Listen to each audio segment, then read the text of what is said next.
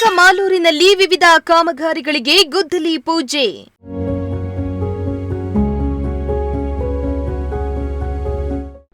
ಗುದ್ದಲಿ ಪೂಜೆ ನೆರವೇರಿಸಿದ ಮಾಜಿ ಸಚಿವ ಕೆಎನ್ ರಾಜಣ್ಣ.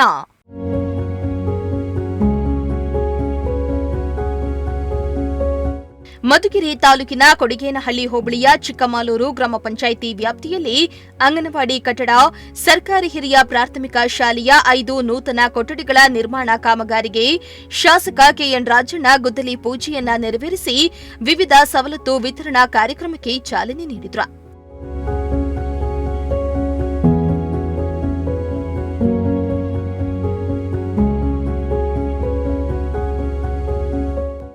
ಇನ್ನು ಶಾಸಕ ಕೆಎನ್ ರಾಜಣ್ಣ ಅವರು ಮಾತನಾಡಿ, ಮಕ್ಕಳ ಶಿಕ್ಷಣಕ್ಕಾಗಿ ಸರ್ಕಾರ ಅನೇಕ ಸೌಲಭ್ಯಗಳನ್ನು ಒದಗಿಸ್ತಾ ಇದೆ. ಪೋಷಕರು ಈ ಅವಕಾಶಗಳನ್ನ ಬಳಸಿಕೊಂಡು ಮಕ್ಕಳನ್ನ ವಿದ್ಯಾವಂತರನ್ನಾಗಿಸಬೇಕು.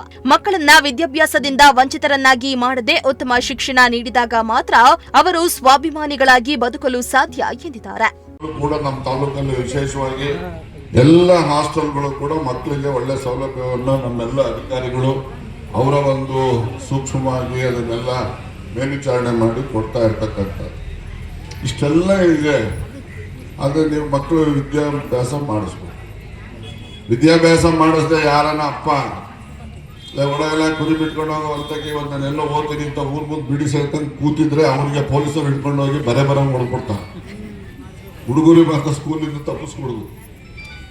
ಹುಡುಗರಿಗೆ ಏನಾದ್ರು ಸ್ಕೂಲ್ನಿಂದ ತಪ್ಪಿಸಿದ್ರೆ, ವಿದ್ಯೆಯಿಂದ ಅವರಿಗೆ ವಂಚನೆ ಮಾಡಿದ್ರೆ ಅವರು ಮಾತಾಪಿತರು ಯಾರಿದ್ದಾರೆ ಅವರೆಲ್ಲ ಪಾಪಿಗಳು ಅಂತ ನನ್ನ ಪ್ರಕಾರ.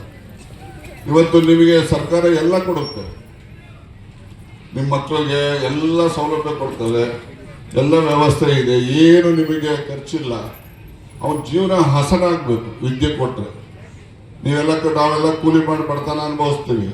ನಮ್ಮ ಮಕ್ಕಳಾದ್ರು ಚೆನ್ನಾಗಿರ್ಲಿ ಅಂತೇಳಿ ಆಶಿಸ್ಬೇಕು. ಇದ್ರ ನಾವು ಕೂಲಿ, ಅವನು ಕೂಲಿ, ನಮ್ಮ ಅಪ್ಪನೂ ಕೂಲಿ ಅಂತ ಹಾಕ್ಬಾರ್ದು.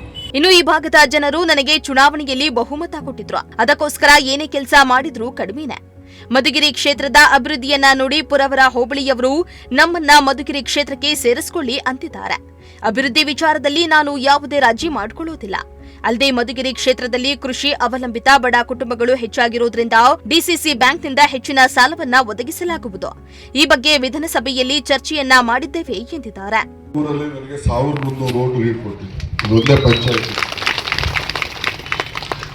ಒಂದೇ ಪಂಚಾಯತಿನಲ್ಲಿ 1285 ಓಟು ನನಗೆ ಬಹುಮತ ಕೊಟ್ಟಿದ್ದು.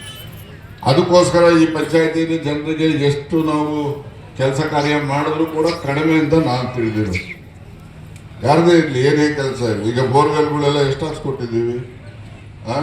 ಮೊದಲೇ ವರ್ಷಕ್ಕೆ 2 ಬೋರ್ವೆಲ್ ಬರೋವು, ತಾಲೂಕಿಗೆ ಯಾವುದೋ ಒಂದು ಊರಿಗೆ ಹಾಕೋರು. ಈಗ ಎಷ್ಟು ಜನಕ್ಕೆ ಹಾಕ್ಸಿದ್ವಿ ಬೋರ್ವೆಲ್ಗಳು, ಎಲ್ಲರಿಗೂ ಹಾಕ್ಸ್ಕೊಟ್ಟಿದ್ದೀವಿ. ಇನ್ನೂ ಕೂಡ ಹಾಕ್ಸೋಣ ಬೇಕಾದ್ರೆ. ಎಷ್ಟೋ ಜನಕ್ಕೆ ಎಲ್ಲ ಹಾಕ್ತಾರೆ ಬೋರ್ವೆಲ್, ಅರ್ಜಿ ಹಾಕ್ಕೊಡಕ್ಕೆ ಹೋಗ್ಬೇಕು ಅಂತ ಮನೇಲಿ ಮಲಗಿದ್ರು. ಇವ್ರಿಗೆಲ್ಲ ಬೋರ್ವೆಲ್ ಕೊಡೋದ್ರಲ್ಲಿ ನಾವು ಒಂದು ಅರ್ಜಿ ಕೊಡಬೇಕಾಗಿತ್ತು ಅಂತ ಈಗ ಎತ್ಕೊತಾರೆ ಬೋರ್ವೆಲ್ ಅರ್ಜಿಗೆ. ಅಲ್ವಾ ಚಿಕ್ಕಲಿಂಗಪ್ಪ? ಅದರಿಂದ ಏನೇ ಇದ್ರೂ ಕೂಡ ಈ ಒಂದು ಹೋಬಳಿ, ಅದರಲ್ಲೂ ವಿಶೇಷವಾಗಿ ನಿಮ್ಮ ಚಿಕ್ಕಮಾಲೂರು ಪಂಚಾಯತಿ ಬಗ್ಗೆ ನಮಗೆ ಹೆಚ್ಚು ಅಭಿಮಾನ ಇದೆ ಅಂತಕ್ಕಂಥದ್ದನ್ನು ನಾನು ನಿಮ್ಮ ಮುಂದೆ ಹೇಳಲಿಕ್ಕೆ ಬಯಸ್ತೇನೆ. ಹಾಗೆಯೇ ನಮ್ಮ ಸಂಜೀವ್ ಗೌಡ್ರು ಮರ್ತ್ಬಿಟ್ರು. ನಿಮ್ಮ ಏರಿ ದೊಡ್ಡಮಾಲೂರು ಕೆರೆ ಏರಿದು ಎಲ್ಲ ಹೋಗ್ಬಿಟ್ಟ. ದೊಡ್ಡಮಾಲೂರು ಕೆರೆ ಏರಿ ಮೇಲೆ ಪ್ರತಿ ವರ್ಷ ಸಾಯ್ತಾ ಇದ್ರು. ಒಬ್ಬರ ಬಸ್ಸನ್ನ ಬಿದ್ದೋಗೋದು, ಮೋಟರ್ ಸೈಕಲ್ನ ಬಿದ್ದೋಗ್ಬಿಡೋದು, ಯಾರನ್ನ ಸತ್ರು ಅಂತ ವಾರ್ತೆ ಬಂದೇ ಬರೋದು.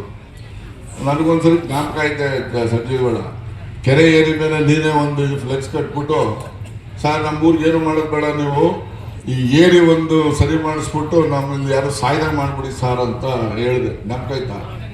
ನಾವು ಮಾಧವಪ್ಪನವರು PWD ಮಿನಿಸ್ಟರ್ ಇದ್ದಾಗ ಅವರು ಹೇಳಿರೋದನ್ನು ನಾವು ಕೊಡಗೇನಹಳ್ಳಿಗೆ ಹೋಗ್ತಾ ಇದ್ವಿ. ಅದನ್ನು ಗಮನದಲ್ಲಿ ಇಟ್ಕೊಂಡು ಅದನ್ನು ನಾವು ಮಾಡಿದ್ವಿ. ಇವತ್ತು ಒಬ್ಬರು ಸಾಯಲ್ಲ, ಅಲ್ಲಿ ಸಾಯಬಾರ್ದು. ಯಾರು ಆಕ್ಸಿಡೆಂಟು ಆಗ್ತಾ ಇಲ್ಲ, ಏನೂ ಆಗ್ತಾ ಇಲ್ಲ. ದೀಪನೂ ಎಲ್ಲ ಸರಿಯಾಗಿ ಪಂಚಾಯತಿಯವ್ರು ನೋಡ್ಕೊಂಡ್ರೆ ಈ ಕಡೆ ಐಮಾಸು ಉರಿತದೆ, ಮೇಲ್ಗಡೆ ಲೈಟ್ಗಳು ಉರಿತವೆ. ಸರಿಯಾಗಿ ನೋಡ್ಕೋಬೇಕು. ಅವೇನೋ ಸರಿಯಾಗಿಲ್ಲ ಅಂದಾಗ ನೀವು PWD ಫೋನ್ ಮಾಡಿದ್ರೆ ಅವರೇ ಬಂದು ರಿಪೇರಿ ಮಾಡಿಸ್ತಾರೆ. ಅದೆಲ್ಲ ನೀವು ಸ್ಥಳೀಯವಾಗಿ ನೋಡ್ಕೋಬೇಕು. ಇನ್ನು ಈ ವೇಳೆ ಗ್ರಾಮ ಪಂಚಾಯಿತಿ ಅಧ್ಯಕ್ಷ Ashwathappa, tahsildar Srinivasa, DDPI Madhavareddy, BEO Hanumantharayappa, block Congress ಅಧ್ಯಕ್ಷ ಆದಿನಾರಾಯಣ ರೆಡ್ಡಿ, ಎಡಿ ಧನಂಜಯ್, ಕೆಪಿಸಿಸಿ ಸದಸ್ಯ ಸಿದ್ದಾಪುರ ರಂಗಸ್ವಾಮಿ ಸೇರಿದಂತೆ ಹಲವರು ಹಾಜರಿದ್ದರು. ಸಿರಾಜ್ ಅಹಮದ್, ಪ್ರಜಾಶಕ್ತಿ ಟಿವಿ, ಮಧುಗಿರಿ.